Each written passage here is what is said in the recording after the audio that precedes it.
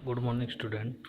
आज अपन एक्सरसाइज 4.2 के कुछ क्वेश्चन के बारे में स्टडी करेंगे जो इस प्रकार से देखिए। सारणिक एल एम 2 3 बराबर 0 है। यहाँ पर एल अनुपात एम का मान निकालना है। तो इसमें क्या करेंगे अपन, जैसे सारणी का मान निकालते हैं उसी प्रकार से सारणी का मान निकालने की कोशिश करेंगे। तो इसको गुणा करेंगे तो यह आएगा 3L माइनस 2M बराबर 0। इसको पक्षांतर कर देते हैं। 3L बराबर 2M, तो L अनुपात M है तो इसको अपन ऐसे लिख सकते हैं। इधर देखिए 3L अपॉन 2M बराबर 1। इसको 2/3 को उधर ले जाते हैं तो L अपॉन M बराबर ये हो जाएगा 2/3। 3/2 उधर जाकर के क्या हो जाएगा, अपॉन में जाएगा तो 2/3 हो जाएगा।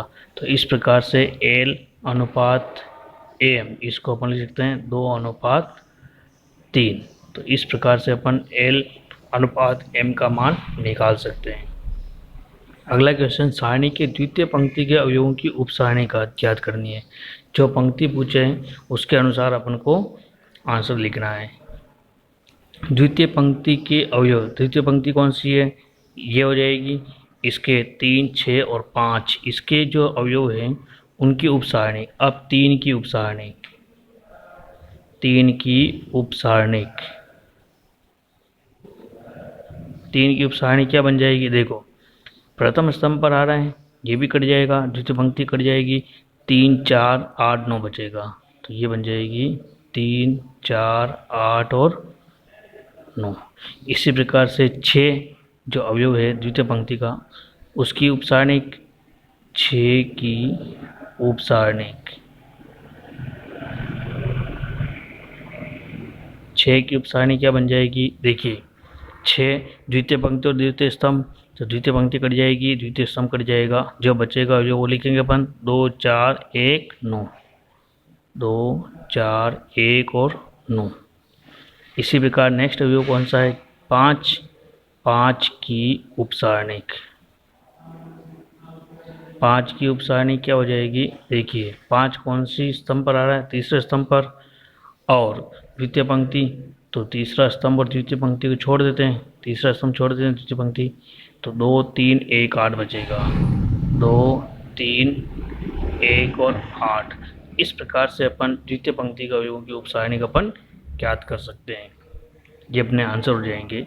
तीसरा जो क्वेश्चन है, सारणी का मान ज्ञात करना है। अब इस सारणी का मान अपन क्या करेंगे, साधारण रूप से भी निकाल सकते हैं और संक्रिया भी लगा सकते हैं। तो साधारण रूप से निकालना आपको आता है, संक्रिया लगाने की कोशिश करेंगे। यहाँ पर संक्रिया क्या लगाएंगे, सबसे पहले पर संक्रिया लगाएंगे, C2 को अपन रिप्लेस करेंगे C2 माइनस C1 से। देखिए इधर पहली पंक्ति तो ऐसे स्तंभ तो ऐसे लिखेंगे 13 14 15, C2 को C2 माइनस C1 करेंगे, C2 माइनस C1 यानी कि 16 माइनस 13 3 हो जाएगा, 17 माइनस 13 3 हो जाएगा, और 18 माइनस 15 ये भी 3 हो जाएगा। C3 को रिप्लेस किससे करेंगे, C3 माइनस C1 प्लस 3, यानी कि C1 वाले कॉलम है उसके अवयव में 3 जोड़ेंगे और उसको 3C वाले से माइनस करेंगे तीसरे कॉलम से। तो पहले C1 में 3 जोड़ेंगे तो क्या आएगा 16, 16 19 में 16 निकलेंगे तो 3, 14 में 3 जोड़ेंगे 17, 20 में से 17 निकालेंगे तो 3 आ जाएगा। और इसी प्रकार से 18 के अंदर 3 जोड़ेंगे, 15 के अंदर 3 जोड़ेंगे 18, और 21 में से 18 निकालेंगे तो 3 हो जाएंगे। इस प्रकार से अपन संक्रिया लगा देंगे। अब यहाँ पर नियम बन गया, आपने पढ़ा है किसी भी सारणी के अंदर कोई भी 2 पंक्ति या 2 स्तंभ के अवयव बराबर हो तो उसका मान क्या होता है, 0। उस नियम के अनुसार इस पूरी सारणी का मान क्या हो जाएगा, 0। तो संक्रिया लगाने से क्या है कि जल्दी काम हो गया है। बाकी आप साधारण जो पहले अपन निकालते थे इसका मान, उस प्रकार से भी अपन निकाल सकते थे। ठीक है, तो संक्रिया लगाना भी उचित है। चौथा जो क्वेश्चन है इस प्रकार से है कि मैं ओरल समझा देता हूँ। यदि किसी सारणी के प्रथम व तृतीय स्तंभों को आपस में बदल दे तो सारणी के चिन्ह पर क्या प्रभाव पड़ेगा, सारणी के मान पर क्या प्रभाव पड़ेगा। तो आपने नियम पढ़ा है कि किसी भी सारणी के अंदर पंक्ति या स्तंभ को परस्पर बदल दिया जाए तो उसका केवल चिन्ह बदलता है, मान में कोई परिवर्तन नहीं रहता है। तो उसमें क्या होगा, चिन्ह बदलेगा। नेक्स्ट क्वेश्चन जो पांचवा है, इस प्रकार से सारणी दे रखी है 1 1 1 y z z x x y y plus z z plus x और एक्स प्लस वाई। इसको सिद्ध करना है x minus y minus z और जेड माइनस एक्स से। तो यहाँ पर अपन संक्रिया लगाएंगे, R2 को रिप्लेस करेंगे R2 माइनस R1। तो इधर देखिए आप R1 को ऐसे लिख देते हैं 1 y z y plus z. अब R2 replace R2 minus R1, तो एक में से एक निकालेंगे 0 z x minus y z z plus x minus y minus z हो जाएगा।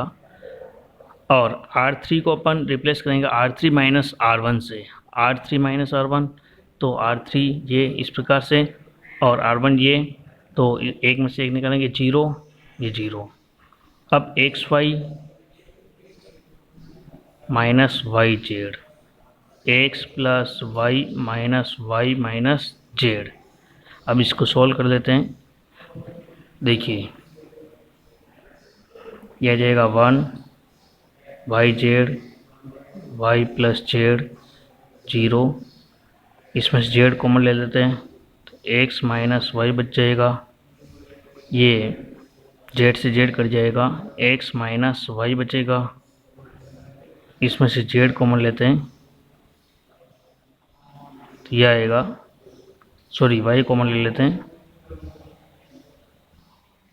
तो x माइनस जेड बच जाएगा और ये y से y कट जाएगा और x माइनस जेड। अब यहाँ पर देखिए अपने इसको और सॉल्व कर सकते हैं। कैसे, द्वितीय पंक्ति में से अपन x माइनस वाई कॉमन ले लेते हैं, ये x माइनस वाई, और तृतीय जो पंक्ति है उसमें क्या ले लेते हैं x माइनस जेड, ये x माइनस जेड।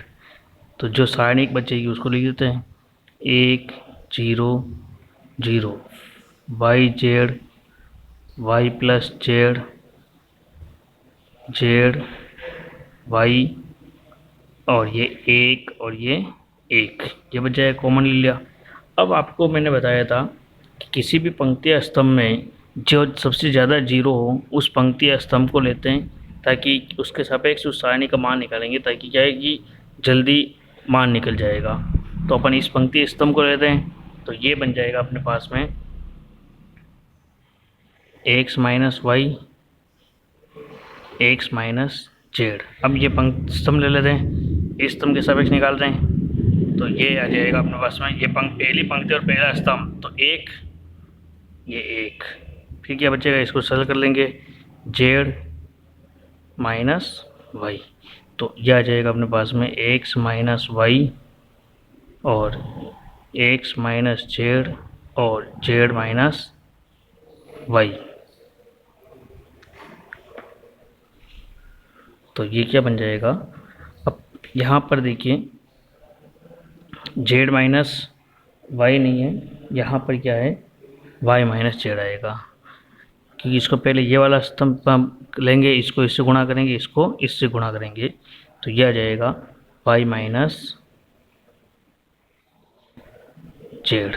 यहाँ पर थोड़ी त्रुटि हो गई है, उसको सुधार लेंगे वाई माइनस जेड। तो यहाँ पर देखिए आपको सिद्ध भी क्या करना था, x minus y minus z z minus x minus y minus z और एक्स माइनस जेड। अब यहाँ पर सॉरी, यहाँ पर क्या है कि जो सिद्ध करना उसको देखेंगे, पहले प्रोसेस से चल रही थी अपनी, प्लस माइनस की मिस्टेक हो गई है, जेड माइनस वाई ही है और यहाँ पर भी क्या है जेड माइनस वाई। मैं यहाँ पर सुधार इस लाइन को वापस लिख रहा हूँ, sorry, x minus y x minus z z minus y. अब यहाँ पर जो सिद्ध करना है उसको देखेंगे अपन, एक्स माइनस वाई यही है, अब यहाँ पर वाई माइनस जेड है, इसमें से माइनस कॉमन ले लेते हैं, इसमें से माइनस कॉमन ले लेंगे और इसमें से माइनस कॉमन ले लेंगे, तो ये आ जाएगा क्या आएगा देखो, मैं इसको ऐसे लिख देता हूँ, जेड माइनस एक्स, और यहाँ पर भी माइनस कॉमन ले रहा हूँ मैं, तो ये बन जाएगा अपने पास में वाई माइनस जेड। इसको मंझला कोष्ठक बना देता हूँ मैं। अब इसको माइनस को माइनस से गुणा करेंगे तो प्लस बन जाएगा, तो ये बन जाएगा x minus y, z minus x और वाई माइनस जेड।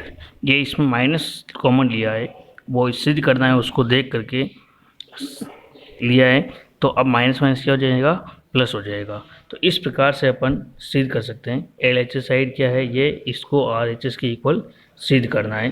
तो अपन ने क्या किया, संक्रिया लगी है, R2 को रिप्लेस किया R2 माइनस R1 और R3 को रिप्लेस किया R3 माइनस R1। संक्रिया ये आपको याद है तो आप आसानी से लगा सकते हैं, संक्रियाएँ आपको ध्यान में होनी चाहिए।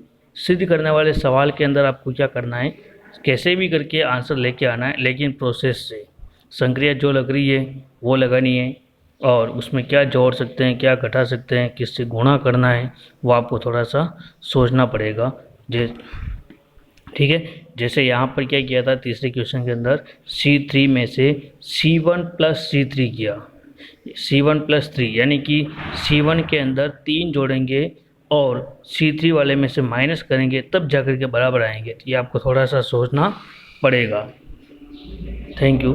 नेक्स्ट जो क्वेश्चन है नेक्स्ट वीडियो के अंदर डाले जाएंगे, लेकिन प्रैक्टिस आपको करनी है, कंटिन्यू रहेंगे तो बहुत ही अच्छा रहेगा।